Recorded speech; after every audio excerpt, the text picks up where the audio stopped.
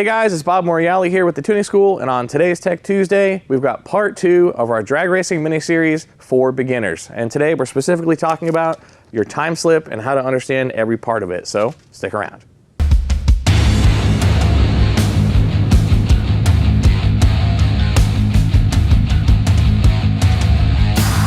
Hey guys, welcome back. So what we're going to do is get started by going through the time slip, and we're going to relate it to tuning so you understand kind of what does it mean for your car, and then in the tuning side of things, how can you do things to improve as well. So let's start at the very top of your time slip. Now the first thing you're going to get is what's called the RT, or the reaction time. Now the reaction time, depending on the type of tree you used or the type of light as it was set up, will reflect a number all the way down to 0. So what that means is if you cut a very perfect reaction time, meaning when you left, the car was moving and the light turned green, it would be 0s, which would be perfect. You can also see a negative number. I've done that plenty of times. It's called red lighting. When you red light, that means that you left before the light turned green, and it'll show a negative number beside the RT for the reaction time. That means you lost. So you didn't win, you lost automatically. So that's just how that works. Now, reaction time, really important. We get a lot of people asking about this. It has no effect on your ET. So understand this. You don't have a 10-second car because it took you 5 extra seconds to launch, okay? The timer doesn't start until you begin accelerating. So the light can turn green. You could sit there for 5 seconds if you want. It's not going to affect your ET or mile per hour. It doesn't start timing until you cross the beams, until you start the beams, which means that reaction time is really a measurement of driver. Okay, so understand that. Your goal as a good driver is to make it so that you understand at what point in the yellow bulb, the very last yellow bulb before it turns green, you need to leave. If I'm in a powerful car, I'm going to leave a little bit later in the yellow bulb. And guys that are really good at drag racing, they can actually see the different shades of the bulb. So as the bulb begins to illuminate in different shades of yellow, and then begins to dissipate and turn to the next bulb, which is green, people that are pros can really pick that out. They can almost slow it down in their mind and see it. Talk to the pros about it. They'll tell you the same thing, unless the tree's been changed to like an LED or something, but that's a little more difficult. So now that you understand reaction time, let's go down to the next step. This is where it starts to actually have to do with your car and your ability to launch the car as a driver. This is where you, the driver, have the most input here, okay? So the 60-foot mark is the first thing we see here, 60-foot mark, that is measured in seconds. Now, I would say an average 60-foot time for a rear-wheel drive car on street tires is somewhere in the low 2s, which means it takes you about 2 seconds to get from the line to 60 feet. Now, why is this important? This is super important because for every 1/10 of a second, you improve in the 60-foot, that doubles or triples on down the line. So that means that if you improve your 60-foot from a 2.2 to a 2.1, you can expect double that on the big end, which means your ET will go down 2 or 3/10 if you improve it 1/10. And the reason for that is drag racing is super critical about the launch. Your job as the driver is to get that car moving. That does not mean spinning tires. And also, since we're on the subject, that does not mean lifting the wheels for you guys with super powerful cars. Yeah, it's super cool. We love YouTube videos, but here's the problem. Think about this. If you launch the car and it hooks, and instead of going forward, it puts that energy into lifting the front end, that is wasted energy.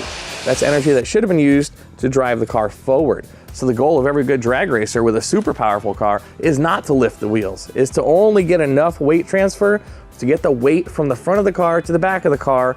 Why? To get the weight on those back tires so they'll stick and not anymore. So that's super, super important. What can you do to improve your 60-foot time? Lots of things. Number 1, driver, quit screwing with everything. If you're a beginner, and work on you. Learn your car. Does your car launch perfectly right off idle? Stab it right off idle. Does it need a little RPM to get that perfect launch without spinning? Figure out what that number is. Maybe it's 1200 RPM, maybe it's 1500, but maybe once you reach 1600 RPM, you spin the tires and your 60-foot time goes awful.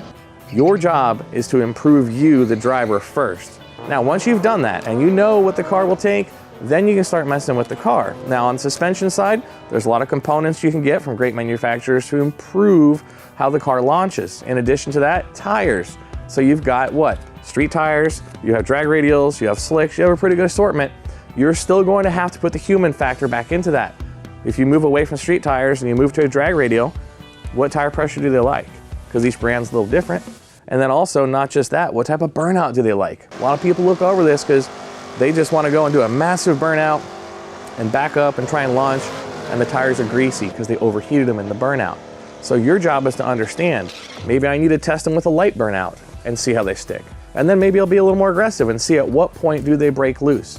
So a lot of drag racing has to do with you. Even though you buy the best stuff, the customers that we find that still go the slowest refuse to fix the human element, because that fixes everything or screws up everything. So 60-foot time, we've discussed that pretty well. Now, what can you do on the tuning side to fix the 60-foot time? 60-foot time is greatly affected by torque management. If you've taken any of our courses, even a beginner's course, we talk about torque management. The factory's job is to dampen that power out of the hole so you don't ruin an axle and put a warranty claim in. Your job as a drag racer is what? The polar opposite. And if you twist an axle, that's okay, you're gonna replace it. But torque management has a huge impact on that 60-foot time because that dampens the power to get you moving. All right, so your 60-foot is typically all about first gear, okay? So if you can get the air fuel and the spark set perfectly, which is hard to do on the dyno, okay guys? So you guys will get a dyno tune, doesn't mean it's gonna be great at the drag strip necessarily. You need to make sure that you data log it. Watch the air fuel, watch the spark, watch your torque management. Make sure that when you launch, you get full throttle, you get the spark advance you command, and the fuel to be correct. So 60-foot, all about that first gear, get the car moving on down the drag strip, super critical part.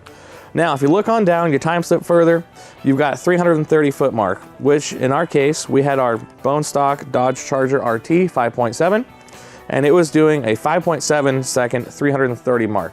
Tells you a lot about your shifts, okay? Your first couple of shifts are typically included in that range. So if you have sloppy shifts going on the 2 to 3 or the 3 to 4, depending on your transmission, you'll see it reflected here. You might pick up a couple tenths by fixing the shifting in the tune, okay? Shift firmness, shift pressure, shift time, all these things are super critical when you're looking for a great quarter-mile ET.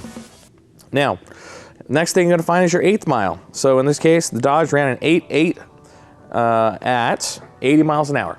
It was okay. It was a reasonable time considering the ultimate quarter mile was 13.6 and 102. Everything adds up.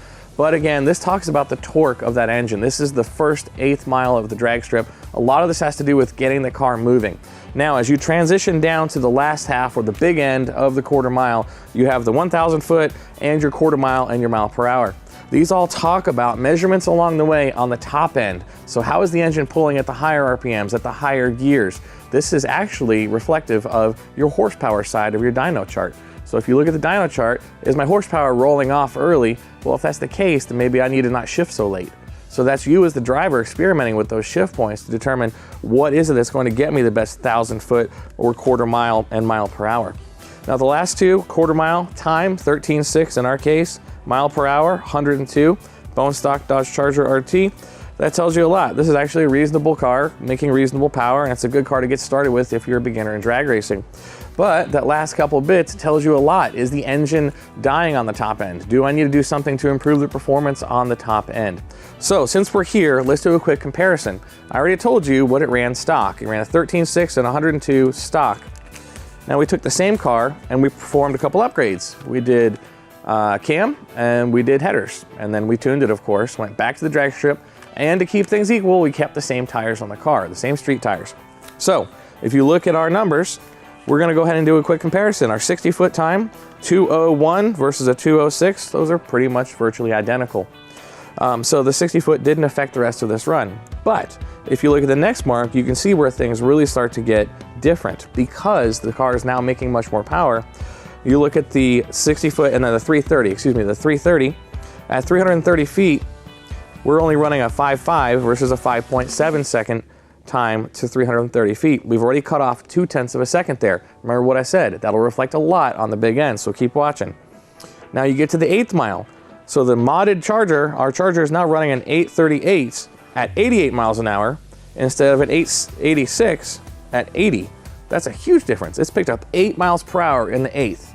So it's picked up a ton of that mid-range torque that we talked about earlier. So it has a lot to do with the fact that we got a decent cam that's not super lazy. Okay, so the last part here, we have our 1,000 at 1,000 feet. We did it in 10.82 seconds versus 11.4. And then on the big end, we ran a 12.87 at 110 versus a 13.6 at 102, picking up 8 miles per hour. That is huge. So the gains were pretty big for cam and headers. So using this and understanding this, now you can go back and say, well, where am I struggling? Is my car great in the first eighth of a mile, but does it fall off on the big end? A good example of that was our Buick Grand National. The car ran an amazing 1176, but only at 115 miles per hour. You contrast that with our Turbo Trans Am LS1 car. It ran the same ET, but at 126 miles per hour. That tells you a lot. The Grand National was real strong in the first eighth, and then it died off. The Trans Am was not that strong because it was a little bit lazy, and then it came on hard on the top end. So we hope this information was a little bit helpful to you, and that maybe you can go a little quicker and a little faster your next time out on the drag strip. So for more high performance tuning knowledge, be sure to like us on Facebook and follow us on social media. And as always, stay tuned.